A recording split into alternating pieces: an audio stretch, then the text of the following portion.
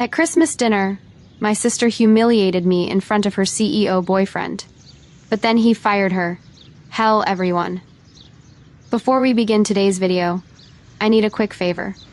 We've noticed that the channel is losing a bit of traction lately, and subscribing is one of the best ways you can help us out. It's quick, it's free, and it allows us to keep bringing you these incredible stories. Your support truly means everything to us, so let's keep this channel growing together. Thank you so much. Now let's get right into the video. The RST thing I remember is the sound fork stopping mid-air as my sister pulled her boyfriend toward me, her smile already mocking before she spoke. Christmas lights flickered across your face when she said it. This is the failure of our family. My parents laughed like it was tradition, like humiliating me was part of the holiday menu. I didn't move, I didn't speak, but he did. He looked at them, then at me, and his voice cut through the room. Interesting, because she's not the one who's done. And that was the moment everything quietly shifted. My name is Serenity Hale, and for as long as I can remember, I've lived at the edge of every room in my own home. Even as a kid, I learned how to move quietly, how to carry plates without clattering them, how to stand where the light didn't reach, how to leave space for the people my family actually noticed. Most nights dinner felt like a stage play where everyone else had lines. Layla always sat in the center under the bright chandelier, her plate filled first. Mine was whatever was left. When the serving dishes came back around, cold vegetables, a broken corner of bread, the smallest piece of chicken. I didn't complain. Complaining only led to Diana's voice, soft but sharp. Don't be greedy, Serenity. She said it so often it became a kind of rhythm in the house. Richard barely looked in my direction unless something needed fixing, a broken faucet, a late bill, a chore. Layla didn't feel like doing. I was good for tasks, not attention. He called it building character, though somehow Layla never needed the same lessons. She got new clothes, new clubs, new opportunities. I got lectures about being realistic and grateful. I remember one winter afternoon, Layla forgot her project for school, some elaborate poster Diana helped her with. When the teacher called about it, Richard didn't ask Layla why she left it behind. He turned to me instead, irritation ready in his voice. Why didn't you remind your sister? As if my role wasn't to live my own life, but to keep hers from falling apart. Lila didn't even look guilty. She never did. In our house, guilt was something assigned, not earned. The older we grew, the more invisible I felt. My achievements, small, hard-won, vanished in the shadow of her performances. I remember earning a place in an art program downtown. I came home with the acceptance letter, heart racing, thinking maybe this time they'd see me. Diana read it in silence before placing it neatly on the counter. Lila has danced that day, she said, and we can't be driving all over town. When I didn't respond, she added, your mother would want you to be practical. The acceptance letter went into the trash that night. Lila's dance costumes arrived 2 days later. Money disappeared the same way my chances did, quietly. Payments meant for my classes, my savings, my future. Redirected into Lila's needs, new shoes, competition fees, weekend trips. I learned not to ask where my portion went. Asking only made Richard sigh, like he was tired of educating me. We invest where it matters most, he'd say. I always knew what that meant. The funny thing is, no one ever called it favoritism. They called it support. They called it doing what's best. They called it family. And I believed them because believing made the house feel less cruel. Still, I wasn't entirely blind. I had my own small rebellions, late nights drawing in the laundry room studio above the washers, saving scraps of my allowance in envelopes hidden behind detergent bottles. Building a quiet world where I didn't have to earn a place at the table. But even then, even with all the clues, a part of me thought things might change someday. That if I worked hard enough, stayed steady enough, quiet enough, I'd be invited into the warmth they reserved for her. It took me a long time to understand that warmth was never meant for me. That was the day I learned my place in this family. It happened quietly, the way erasures always do. A missing name, a shifted glance, a door closing without sound. I was in the office late, the kind of evening where the city outside feels like a distant hum. Lila's voice carried from the break room, bright, rehearsed, careless. My sister doesn't have a real career, she said loud enough for laughter to follow. She just floats around. Adrian only keeps her around out of pity. I didn't step in. I stood behind the half-open conference door, one hand on my laptop bag, breathing through the familiar sting. By the time I walked past them, the conversation had already changed, as if the insult had never existed. But the next morning, the real blow came. My concept file, weeks of work, was gone from the shared folder.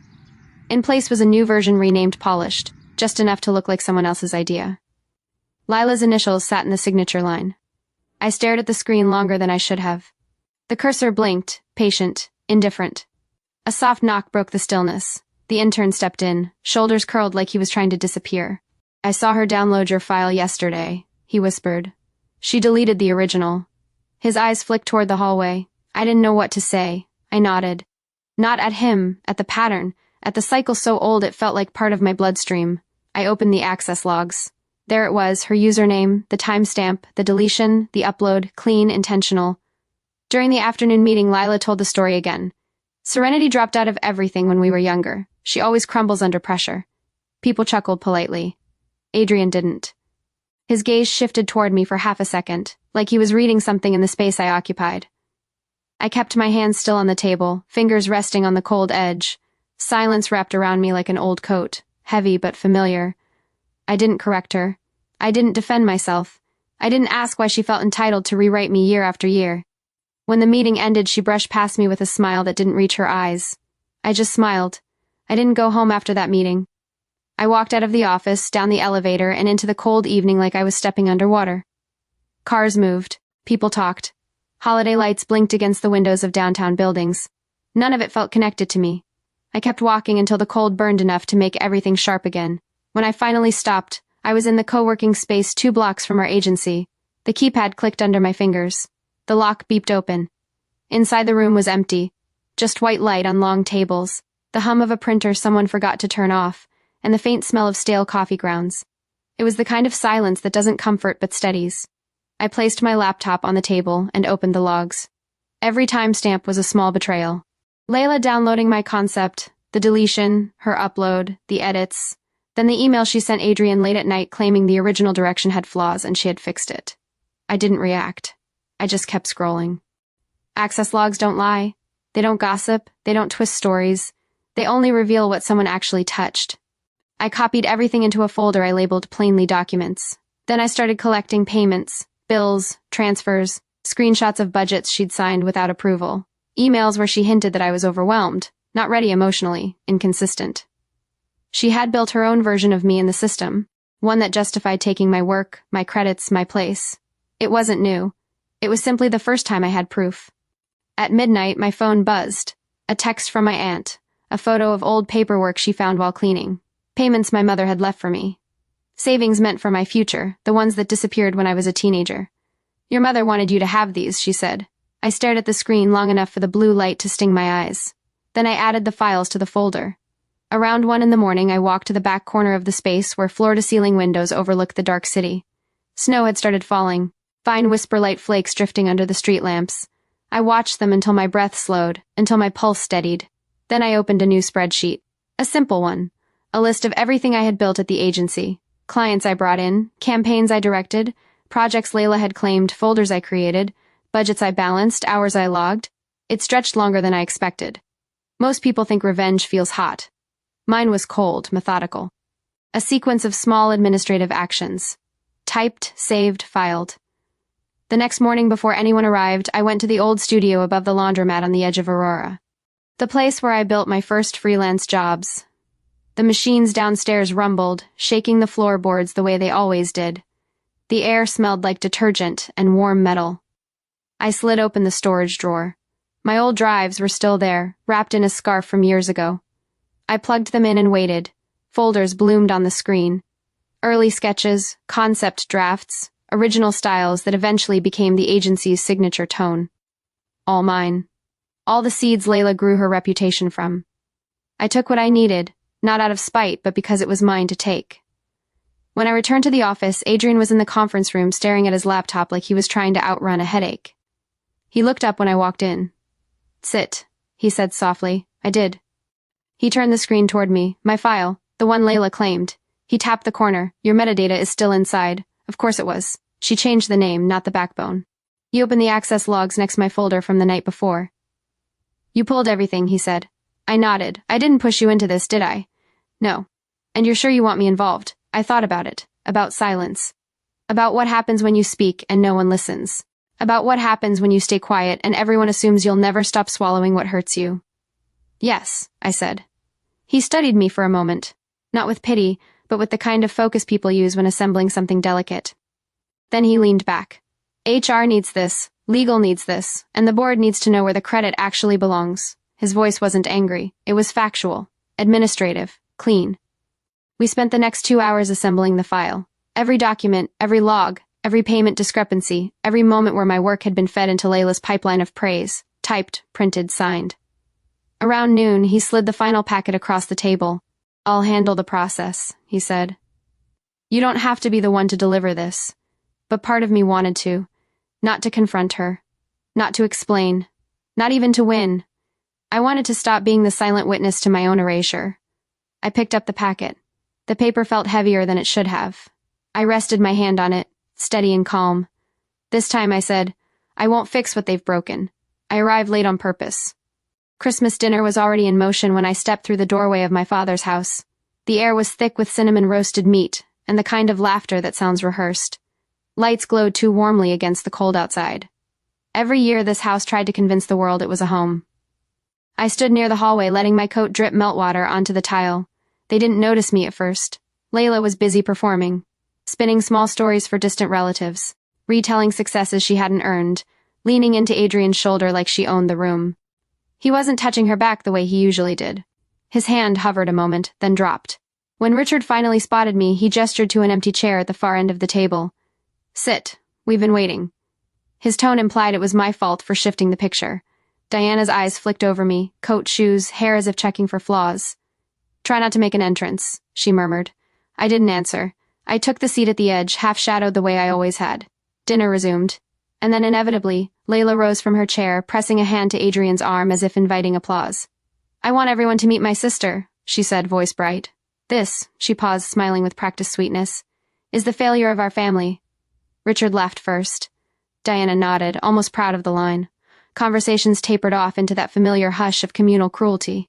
The sound was the same one from childhood dinners, the one that told me to stay small, stay quiet, let the moment pass over me. Adrian didn't laugh. He set his fork down with a soft clink. The room stilled around the sound like someone had drawn a curtain across the noise. Christmas music from the kitchen speaker faded into insignificance. He looked at Layla, then at her parents, then slowly at me. Interesting, he said, voice low and steady. Because you're fired. The sentence landed without force, without theatrics, just truth placed gently in the center of the table. Layla blinked, confusion flickering across her face. What we're done, he added, effective immediately. A few relatives shifted, unsure whether to pretend they hadn't heard. The silence wrapped itself tightly around the room. Adrian reached for his tablet, swiped once, and connected it to the living room TV. The screen brightened, washing the room in cold light. The first file appeared, the original concept documents. My name embedded in the metadata, then the access logs, time-stamped, unedited. Layla's username glowing beside every action she thought no one would trace. Download, delete, upload, slide after slide documented what she had taken. Not just the file, but months of work, client strategy, design drafts. Her voice shrank as the evidence built itself. I didn't, she began. He didn't look at her. You did. When the payments appeared, transfers she initiated, budget approvals she signed without clearance. Richard sat back in his chair, face tightening, the illusion finally cracking. Diana opened her mouth, then closed it. She had no script for this. Adrian continued calm as ever. The board received the full report this morning. HR has already processed the termination, and the final note he clicked once more. My portfolio appeared. The actual one. The campaigns I built. The projects I led. The clients I brought in. Years of work hidden behind their narrative. Serenity, he said. Eyes on me now, not asking for permission, simply stating, reality is the co-founder and principal strategist of our agency. She always has been. No applause, no vindication, just a shift in the air, as if the house itself had been holding its breath for years, and finally exhaled. Lila stepped back from the screen like it burned her. You're choosing her over me? Adrian looked at her with the same quiet finality he'd used all night. I'm choosing the truth. No one looked at me directly. They couldn't. The story they built had collapsed in front of them. I sat there, hands folded loosely, heart steady. For the first time, my silence didn't feel like surrender. It felt like authority. Seattle didn't feel like a fresh start right away. At first, it was just distant gray mornings, unfamiliar bus routes, the sound of rain against a window that didn't belong to any version of my past.